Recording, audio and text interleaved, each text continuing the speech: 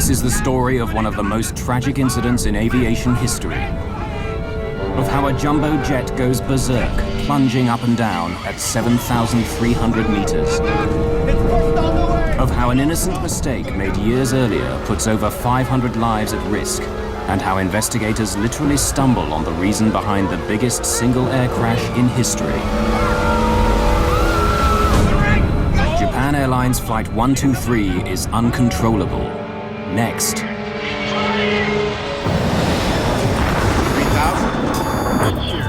We're not getting any oxygen. We have the terrain alarm. Even Tower Aero Peru 603. We are in an emergency.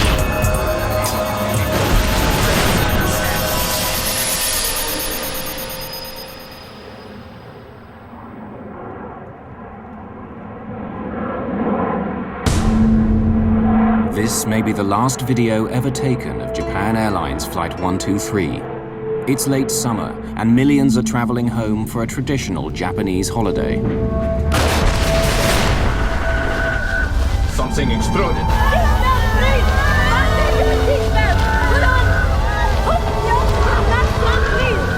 Japan Air 123 request. The plane is only 12 minutes into its flight when terror strikes. It's out of control, plunging up and down hundreds of meters at a time. And it's headed straight into the mountains that surround Mount Fuji, the tallest mountain in Japan. On the ground, Japan Airlines staff search frantically for the cause of the problem. In Tokyo, air traffic controllers try to guide the plane to safety, while the pilots resort to desperate measures to keep the plane aloft.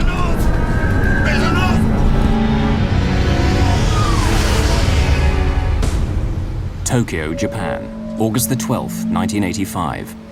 In most of Japan, it's the eve of Obon, when people traditionally honor their ancestors, often returning to their place of birth for family reunions.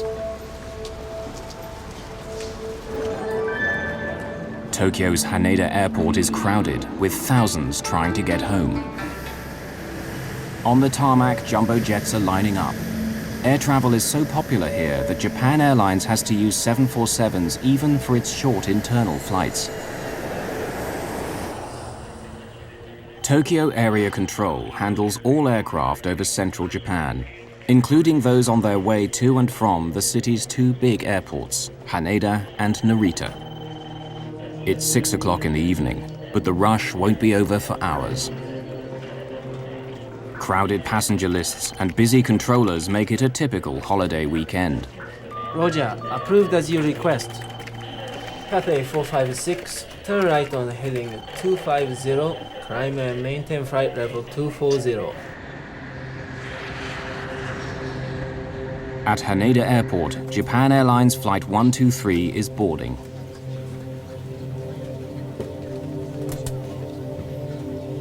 Among the passengers is young Yumi Ochiai. She's actually a flight attendant for Japan Airlines, but today she's off duty.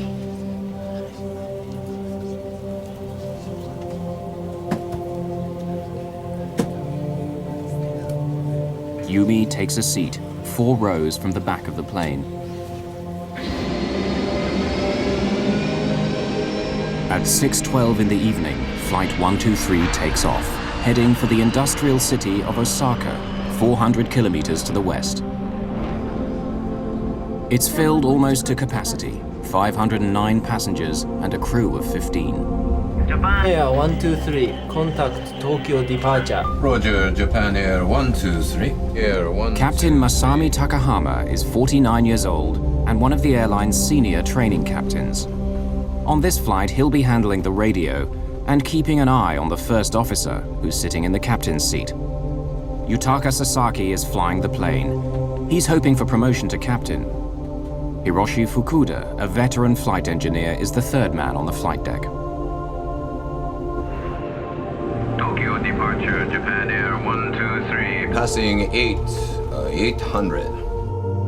JAL 123's route will take it south over Enshu Bay, then southwest along the coast, until finally taking a sharp right turn to land in Osaka. The flight will take 54 minutes.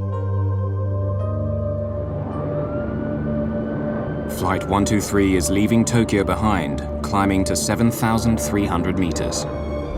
12 minutes into this short flight, the plane's black box shows that all is going well.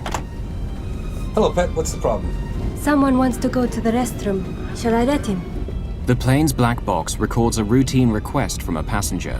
He wants to use the bathroom before the seatbelt light is turned off. Careful, please. An ordinary request on a routine day.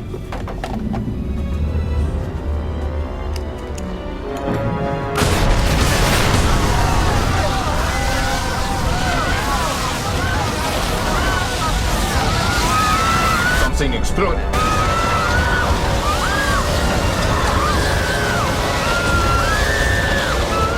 Air is rushing out of the cabin. The oxygen masks drop down automatically when the air pressure falls.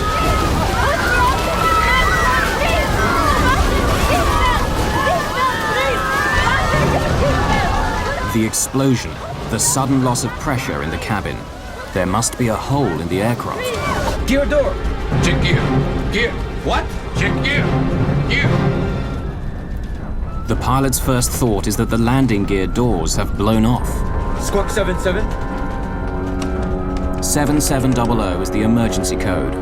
When the crew radios this code to the ground, air traffic control will know the plane is in trouble.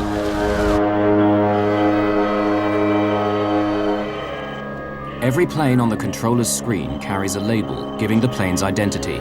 Suddenly, the label beneath Flight 123 changes. Someone in the cockpit has keyed in the emergency signal.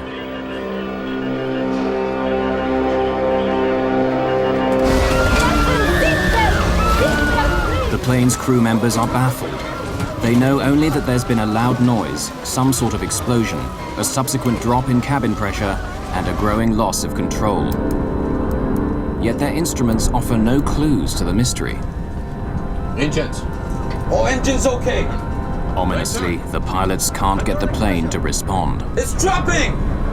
Right turn. Right turn. Hydraulic pressure. It's dropping. The plane's flight controls are powered by hydraulic pressure. The elevator, which makes the plane go up and down, the rudder, and ailerons, which make it turn. On a big modern jet, all these are too heavy to operate with cables and levers. Instead, they're controlled by hydraulic fluid, which flows in pipes around the aircraft. It's the lifeblood of the plane. Tokyo, Japan Air 123, request immediate. Trouble. Request return back to Haneda. Over. Roger, approved as you request. Turn right heading 090. Put the mask on securely. Put the band around your head like this. Don't bang so much. Yes, sir. Crew members, please help out with the oxygen bottles. Prepare the oxygen bottles, please. Don't bang so much. Turn it back. It won't go back. Nothing seems to be working. All the controls are dead. They're 7,300 meters up in the air, traveling at nearly 540 kilometers an hour, and unable to control the plane. In the growing uncertainty of the situation, the pilots know they need to get down fast. Descending. The controller is puzzled. Instead of making the anticipated 180-degree turn back to the airport, the plane now veers off its course, but not towards Haneda. No, 123. Negative. Please confirm that you are declaring emergency. That's right? That's affirmative. Request the nature of your emergency. Hydraulic pressure all lost. All lost. No, look. All lost. Yes. The company, please make a request to the company, please. You want to make a fuss? The crew seem paralyzed and don't radio the airline or answer the tower. The officials on the ground don't know that the plane has lost its hydraulic power, but their screens tell them it's flying erratically and is possibly out of control. Right turn, descend. Look at his altitude. Up and down, up and down. But now, on control. Put your heart into it or it'll stall. The hydraulics failure has caused a serious problem. For the last few minutes, the plane has begun flying in an alarming pattern. First, it climbs steeply, then tips over and goes into a terrifying dive of 1,200 meters, only to level off and begin to climb again. This repeats itself over and over again. The pilots cannot understand this bizarre behavior, and they are powerless to stop it.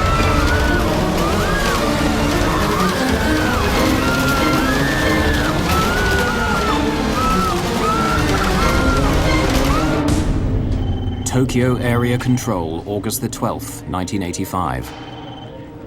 The controller receives an emergency signal from a jumbo jet that left Haneda Airport 13 minutes ago.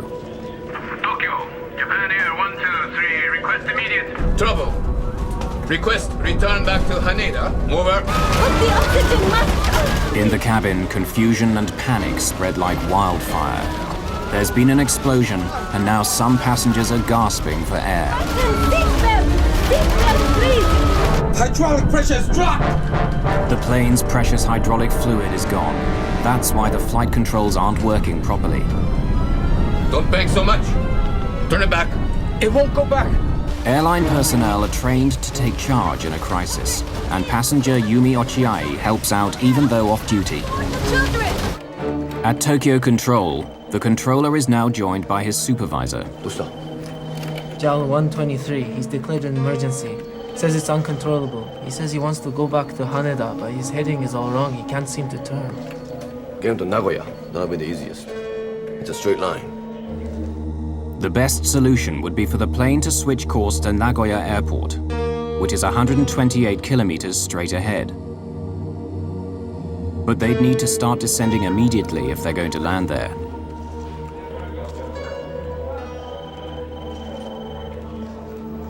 Right, your position 72 miles to Nagoya. Can you land at Nagoya? Negative. Request back to Haneda. It's a longer runway. The captain wants to try to get back to Haneda. It's a large airport and ideally suited for a jumbo 747 in an emergency. But it's in the opposite direction. If he can get it down. 123, can you descend? Roger. But the black box shows that he doesn't descend. Without control of the aircraft, they can't. In the thin atmosphere at this altitude, the passengers are finding it difficult to breathe. People without oxygen masks may soon become unconscious. The situation worsens as some of the masks at the back of the plane run out of oxygen. It's been 5 minutes since the explosion, and a flight attendant is finally able to call the cockpit with news about what's happened to the plane.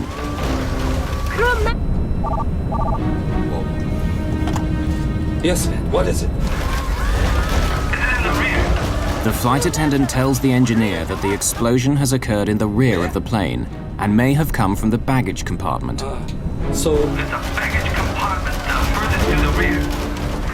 Listen, right now the baggage compartment right at the back has collapsed. I think we'd better descend. They need to get down quickly before the passengers become unconscious. But the captain seems to be struck by a strange paralysis. All the passengers are using their masks. Shall we descend a little? The captain does not reply. It's possible that by now he and his crew are suffering from hypoxia, or lack of oxygen to the brain. The R5 pet? At this altitude, the oxygen in their blood starts to fall. First, their judgment may become impaired. Eventually, they may lose consciousness. The R5 pet? Yes, I understand. Captain, the R5 mass have stopped! At the R5 door, the situation is becoming critical. The oxygen supply has failed. The cabin crew have to give the passengers whiffs of oxygen from a gas bottle. Still, the captain and his crew seem to be drowning in confusion. I think we better make an emergency descent. Yes. Shall we use our mask too? We better. I think we better use the oxygen mask. Yes. But they don't put on their masks. No one knows why. It might be indecision or hypoxia beginning to cloud their judgment. At Japan Airlines in Tokyo, flight operations have been alerted to the emergency, but are as mystified as everyone else on the ground. All they know is that over 500 lives are at stake. It's their job to try to diagnose the problem and come up with a solution while the plane is in the air. This is Japan Air Tokyo. Tokyo Control said they received an emergency call from you. Listen, right now the R5 door has broken. Roger. Is the captain returning to Tokyo? What? Can you return to Haneda?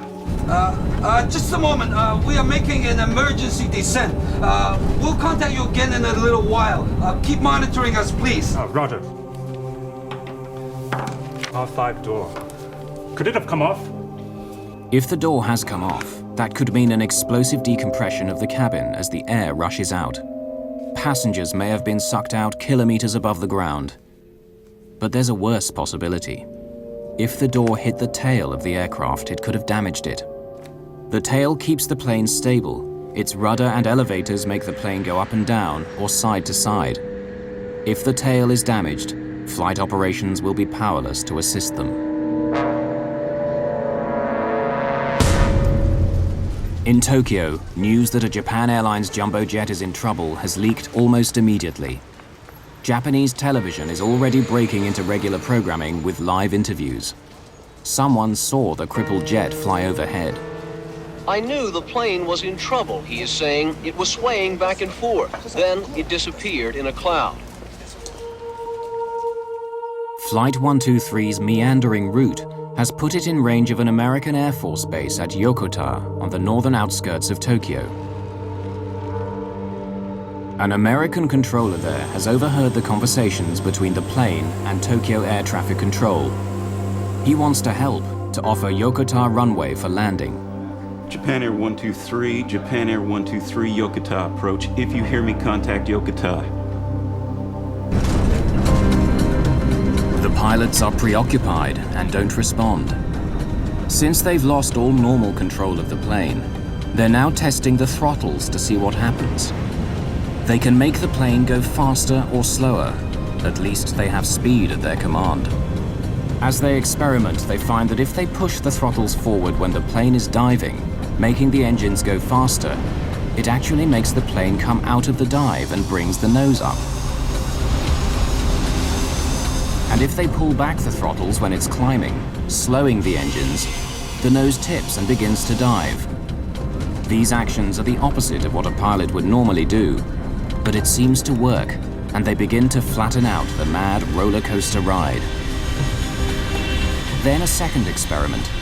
By applying more thrust to the engines on the left side of the aircraft, they manage to slowly turn the plane right, in the general direction of Tokyo. But then their luck runs out. In the frantic juggling of throttles, the pilots get out of step. It drives the 747 into a frenzy. Both hands! How about gear down? Gear down! So put the gear down! Lowering the landing gear should slow the plane down and make it more stable. Doesn't work. Should I lower the alternate? For safety, 747s employ an electrically run system, separate from the hydraulics, that can lower the landing gear in an emergency. While the engines are turning, they still have electric power. Lowering the landing gear helps stabilize the plane. The drag of the undercarriage has a dampening effect on the pitching motion. But it also destroys the directional control they were getting by applying more power to one side of the aircraft. Max power. Close to Mount Fuji, the tallest mountain in Japan, the plane makes an abrupt turn to the right and begins a terrifying dive.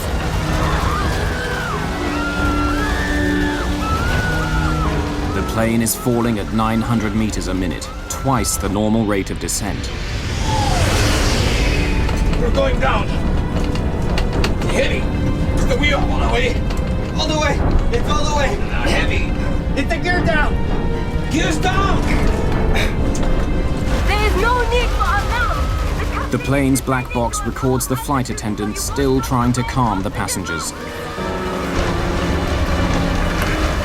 Japan Air 123, uncontrollable. Right, he's gonna hit the mountain. Tokyo Control, good day to you, sir. This is... All station except the Japan Air 123. Keep silent until further advised. Uncontrollable! Understood. Do you wish to contact... Stay with us, please. Stay with us. Just as suddenly, the plane comes out of its dive. They've dropped over 3,000 meters. They're now in amongst towering mountains, but at least there's more oxygen at this altitude. The pilots have been fighting the plane for an intense 22 minutes since the explosion. This may be hopeless. The hydraulic fluid is all gone. It's uncontrollable. Hey, mountain! Up! The ring! Yes! Ring! Good, the mountain! Back far! Applying maximum power in order to lift the nose is their only option. Gonna hit it! Right! Right! Right! Power! Power! Keep trying! In their efforts to control the plane, they've allowed the speed to drop too much. To escape the mountain, they need maximum power to generate more speed and more lift. Gaining speed! Stick with it! Stick with it! It's pushed all the way! We're losing altitude! Go lower the nose! It's lowering! We're going down! The passengers grasp the seriousness of the situation. Many of them prepare for the end. But increasing power to avoid the mountains has caused the plane to resume its wayward up and down motions. Having run out of options, the crew is forced to repeat the same futile procedures over and over. They've been fighting the plane for nearly 30 minutes now. Japan Air 123, Japan Air 123, Yokota. The air traffic controllers, Japanese and American, are desperate to help, to give Flight 123 any information or reassurance they can. Request radar vector to Haneda. Roger, understood. Keep heading 090. But frustratingly, the plane continues heading off to the northwest, away from both Haneda Airport and Yokota Air Base. Now, with every rise and fall of the plane, they're barely above the mountaintops. Can you control the aircraft now? An ominous silence descends on area control. Japan Air 123, switch radio frequency to 119.7. 119.7, please. They try changing radio frequency. If you can, change the frequency to 119.7. There is no reply. If you read come up on 119.7, we are all ready.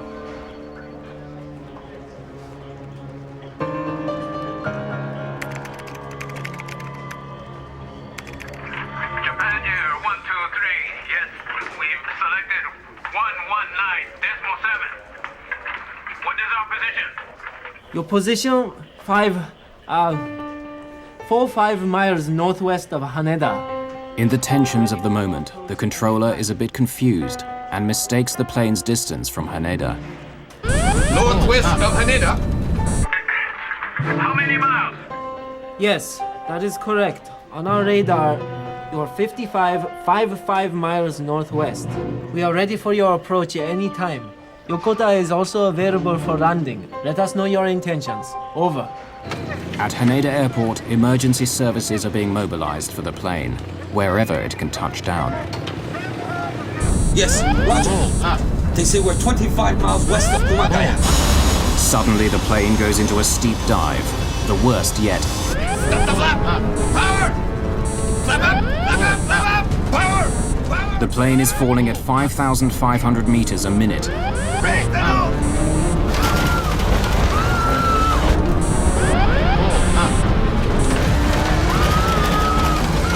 Flap up! Flap up! Flap up! Hit up! Raise the nose! Raise the nose! Raise the nose!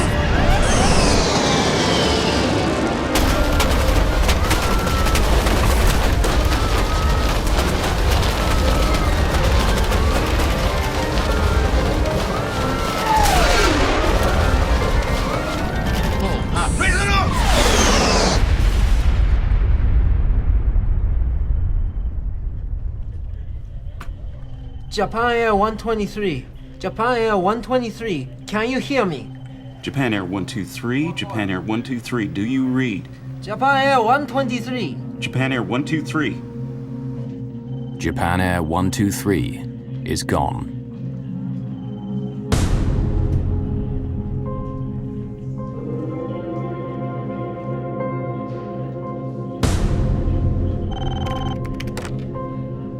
At Tokyo Control, they've lost contact with a Japan Airlines jumbo jet full of passengers. An American plane flying in the area has been listening in to the drama of Flight 123 and reports seeing flames in the mountains some 100 kilometers west of Tokyo. One of the C-130 pilots later said that they even guided a rescue helicopter to the scene. And American Marines stood by ready to rappel down to the burning wreckage. But before they could do so, they were ordered to return to base. Rivalry between the various Japanese emergency forces is reported to have caused confusion and delays as the victims of the crash wait for help. During the night, the Japanese Self-Defense Force arrives on the scene. A helicopter flown by Captain Isuzu Omori finds the crash site. The pilot radios in. Minokayama, Victor 107. I see something. I see flames in about 10 spots over an area of about 300 meters square. Victor 107, Minokayama. Is there any sign of survivors? Victor 107, no signs of survivors. Visibility poor. Too much smoke. Victor 107, can you land to investigate? Not a chance. It's a 45-degree slope down there. Nowhere to put down. And there's fire everywhere.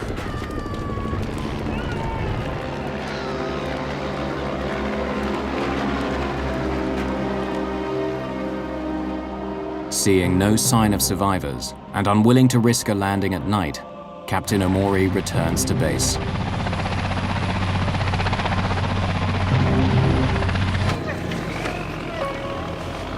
Meanwhile, a team of rescuers is on its way by road.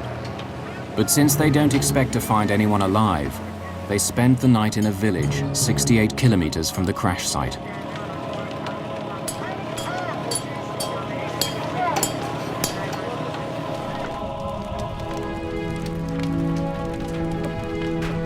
At the crash site, the passengers of Flight 123 lie dying.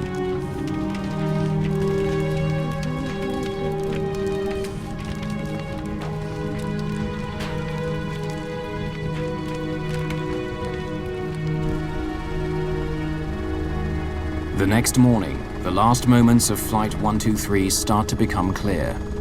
The 747 sliced a path through the trees near the top of Mount Osutaka, one of the mountains north of Mount Fuji. The plane finally hit a ridge several hundred meters further on and exploded. The wreckage and passengers then tumbled down the steep side of the mountain. It's now 14 hours after the crash, and the Japanese Self-Defense Force rescue team arrives at the scene.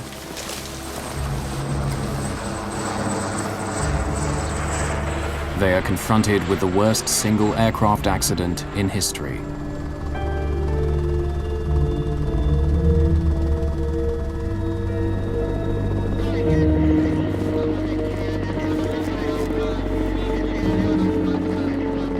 They're shocked to find a survivor.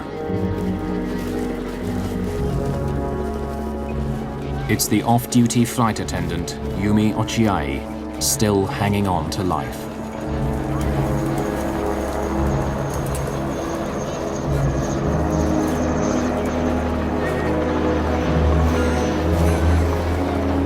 And she is not the only one. Rescuers find a 12-year-old girl wedged in the branches of a tree and airlift her to safety.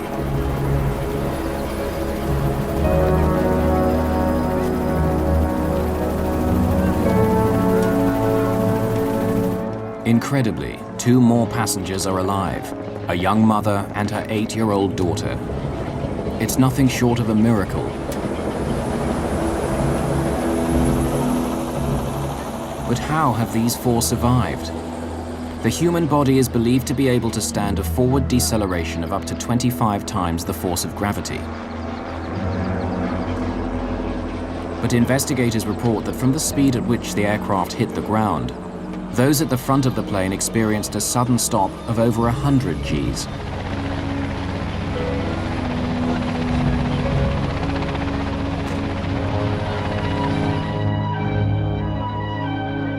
The 4 survivors are hurried to a hospital in Fujioka City. Investigators will soon discover that all 4 of the surviving passengers were seated in the last 7 rows. This is how they survived. In the back of the 747, the impact forces were much less. Sheer luck had protected them from the flying debris. Yumi Ochiai has a broken pelvis and a fractured arm. She tells a disturbing story of what happened as she lay on the mountain, awaiting rescue, and that many more passengers survived the crash. After the crash, I heard harsh panting and gasping noises from many people. I heard it coming from everywhere, all around me. There was a boy crying, "Mother." I clearly heard a young woman saying, "Come quickly." Suddenly, I heard a boy's voice. "Okay, I'll hang on," he said. It sounded like the voice of a boy of about school age. In the darkness, I could hear the sound of a helicopter. I couldn't see any light, but I could hear the sound, and it was quite near too. "We'll be saved," I thought, and waved frantically. But the helicopter went farther away. "Don't go," I waved desperately. "Help," but it faded. I could no longer hear the voices of the boy or the young woman. It's clear now that many died in the cold night air, waiting for rescue. The crash of this jumbo jet would normally be a strictly Japanese affair, but it sets aviation alarm bells ringing around the world. Only weeks earlier, an Air India 747 had gone down in the Atlantic, killing 329 people. Now another 520 dead. Was there something wrong with the 747, the world's biggest jet? Could there be some unknown design fault? There were some 600 747s flying worldwide. A problem with the plane would have grave consequences for aviation. Ron Schleid, a top investigator with America's National Transportation Safety Board, the NTSB, was assigned the case. So it was a very big concern on our part about whether there was a problem with the 747, an airworthiness problem. And so we had to jump on this very quickly to learn what happened. At the Washington headquarters of the NTSB, the chairman was extremely concerned of the potential consequences for world aviation. He wrote a personal note to his opposite number in Japan, begging him to invite the NTSB to join the investigation as guests. During the late 70s and 80s, Ron Schleid was involved with many of the major foreign investigations for the NTSB. He's familiar with the sensitivities of working with foreign governments and heads to Tokyo, where he'll meet the rest of his team, representatives from Boeing, the plane's manufacturer, and an engineer from America's Federal Aviation Administration. When I arrived in Tokyo, the atmosphere in Japan was extremely stressful. The news media were everywhere. There was a tremendous amount of anger. Once in Japan, Schleid found that the local Japanese police had taken over the investigation and were treating it like a crime scene, diligently observing his team's every move. Everyone was considered suspicious. Japanese airline personnel, Boeing personnel, were considered suspicious. They weren't even allowed to go to the accident site. Schleid had to wait for 2 days before the Japanese authorities would allow him to visit the site. I was able to convince the Japanese to allow us to take Boeing people to the site with the stipulation that the Boeing people stuck very close to us, and we supervised them while they were on scene. They could not operate on their own. Schleid found that to gain access to the site, the Japanese had quickly constructed helicopter landing pads.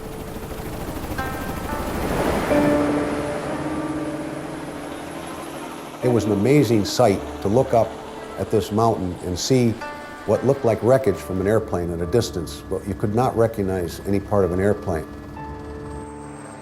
There were scores of helicopters in the air, landing and taking off every couple minutes.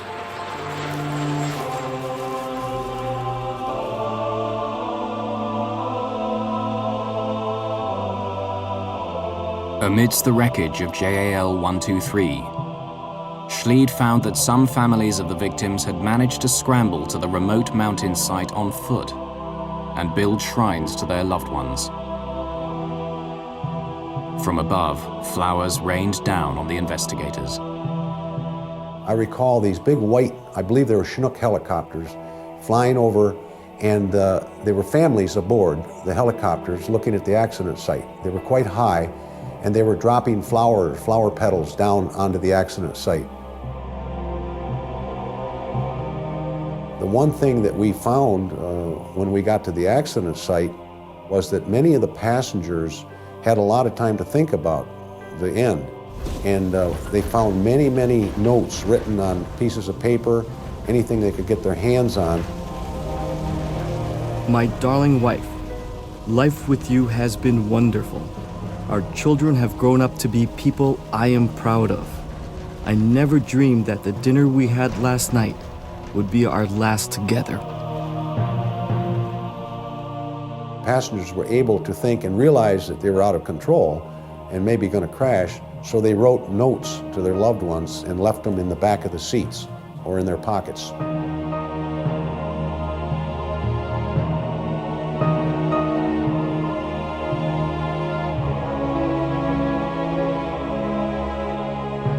But what could have caused this disaster?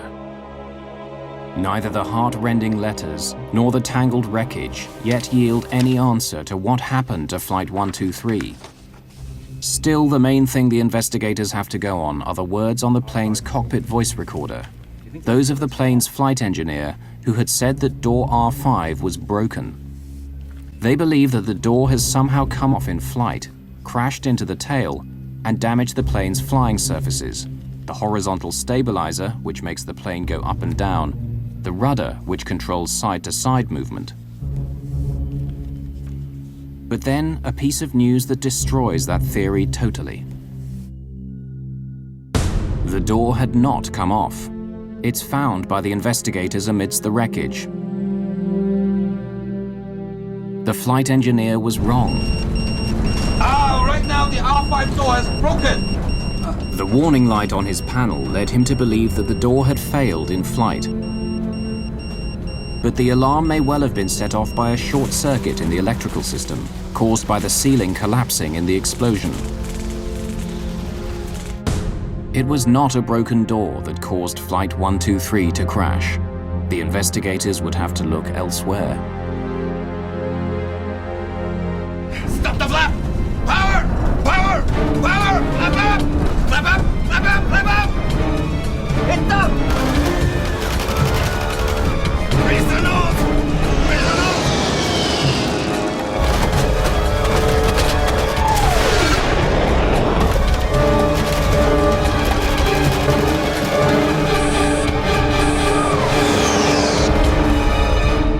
Japan Airlines Flight 123 has crashed into Mount Osutaka, taking hundreds of lives. Investigators are worried about a hidden fault in the Boeing 747. They need to find the cause of this crash quickly. A photograph taken by an amateur photographer provides the first clue to the mystery of why the plane became unflyable. There's something odd about the image.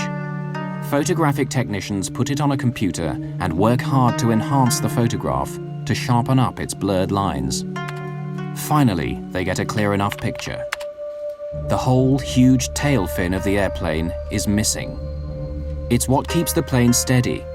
Since most of the plane's hydraulic fluid lines pass through the fin, it starts to make sense why they lost hydraulic pressure and control of the plane. Then, a Japanese Navy ship steaming across the bay south of Tokyo came upon the plane's tail fin floating on the sea. It's at the very spot where the plane had first reported an emergency. Investigators are now certain that the starting point of the accident must have something to do with the tail of the aircraft.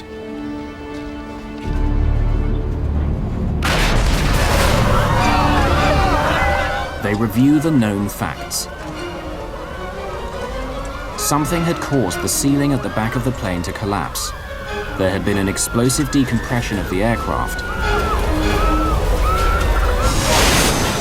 Whatever it was also ripped off the tail fin and the main hydraulic lines with it, making the plane uncontrollable. This may be hopeless. The hydraulic fluid is all gone. Lost. Explosion, decompression, loss of the tail fin and hydraulic failure. The investigators need to find out what links these four elements together.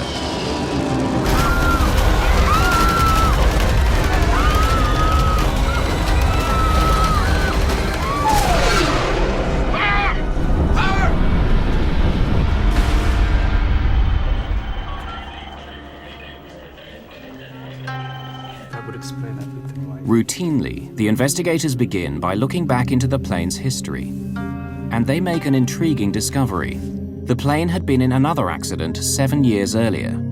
The pilot landed the plane with its nose too high. The tail struck the ground and scraped along the runway. There had been a repair to the rear part of the airplane, including the rear pressured bulkhead. All modern jets, aircraft, when they climb, they have to be pressurized to keep the cabin to a reasonable level for the passengers. So let's take a 747. When the 747 is on the ground, it's actually somewhat oval-shaped. And as it climbs and pressurizes, it becomes more circular. The rear pressure bulkhead is like a huge metal umbrella lying on its side at the very back of the plane.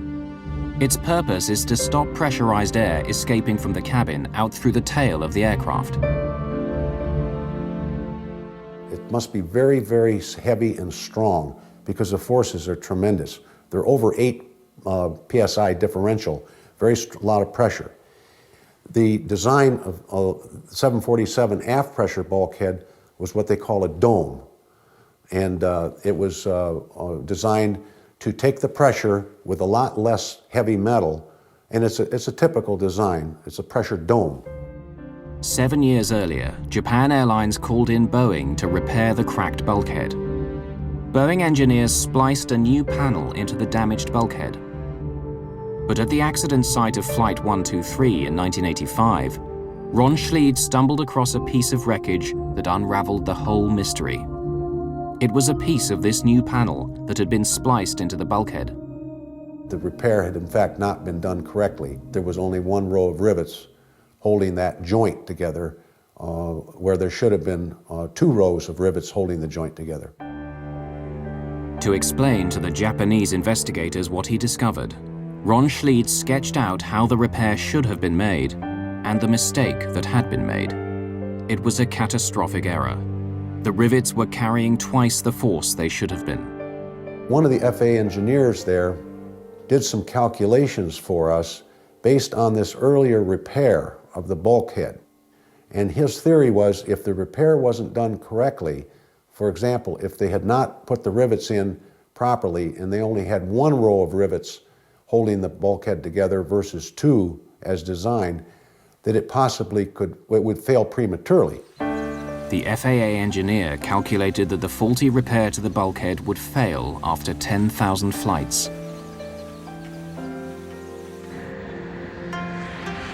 From the moment the repair was done, it was simply a matter of time. The investigators found that a simple human error had led to this. Raise the nose! Raise the nose!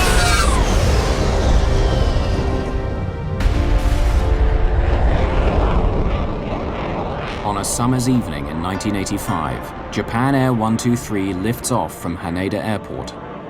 It's the 12,319th takeoff since the repair of the damaged bulkhead, a repair that the investigators calculated would only hold for 10,000 flights. As the plane climbs to 7,300 meters, the air outside gets thinner and thinner, but the air inside the cabin is pressurized for the passenger's comfort. The difference of pressure between the passenger cabin on one side of the bulkhead and the unpressurized tail on the other stretches the bulkhead and its faulty repair to the breaking point. In a test which duplicated these conditions, cracks began to appear and lengthen around the rivet holes until the bulkhead snaps. In an instant, pressurized air from the cabin blows a hole in it 2 to 3 meters square, bringing down the ceiling around the rear toilets. The highly pressurized air blasts its way into the tail fin of the aircraft and simply blows it off. From that moment on, the plane is doomed. The pilots don't know, and will never know, that most of the tail of their aircraft is missing, blown off into the sea below along with the crucial hydraulic lines that allow them to control the plane. It all finally makes sense. Without the stabilizing influence of the tail, and with the loss of ability to control the rudder and flaps, the pilots cannot control the plane. The giant aircraft now oscillates in a terrifying motion called the fugoid cycle. As the nose drops into a shallow dive, the plane gathers speed, which generates lift. The nose rises again, and the plane begins to climb until it loses speed, tips over, and begins to fall again. The whole cycle repeats itself over and over again. Flight 123 is now plunging up and down in terrifying dives, sometimes several hundred meters at a time. It really could be considered a miracle that the pilots were able to keep the airplane flying for 30 minutes or more after having lost all the hydraulics in their flight controls. But it kept circling and eventually worked its way into the mountains, and it became impossible for them to land. There was no real alternative for them at all, except to fly as long as they could and hope for some miracle, which never occurred. Lower the nose. Lower the nose. Yes! Both hands. How about gear down? Gear down! To put the gear down! To understand what the pilots were up against, 4 hand-picked flight crews were placed in a simulator and confronted with the same situation. Not one of them could land the plane. The pilots of Flight 123 managed to keep their plane in the air for 30 minutes, much of it among high mountains, an amazing feat of flying. Back in Tokyo, as the cause of the JAL accident was identified, Ron Schleid had to break the news to his colleague from Boeing, one of the top designers of the 747. The simple truth was that a single row of rivets had been used when a double row was required. And when we described our findings to him, you can imagine this Boeing man became very, very upset. Personally was crying because of the fact that his airplane that he designed and then the people that did the repair, because it was Boeing people that designed and did the repair, had made an improper repair that caused the airplane to crash. The Japanese police wanted to bring criminal charges against Boeing for its part in the tragedy, but the prosecutors decided not to go ahead. Boeing's reputation was damaged, but if they could derive any comfort at all from this tragedy, it was that there was no inherent fault in the 747. The plane continues on to become one of the most successful civil aircraft of all time. However, Japan Airlines, the innocent party, had no such comfort. After I left the scene and came home, it was my understanding that one of the senior Japanese Airlines maintenance managers actually committed suicide. The Japanese Airlines president resigned. The bookings slumped. Rumors abounded in Japan that the airline was indeed guilty and that Boeing was just taking the rap for a valuable customer. It's taken years for Japan Airlines to recover from this experience, the worst single plane crash in history.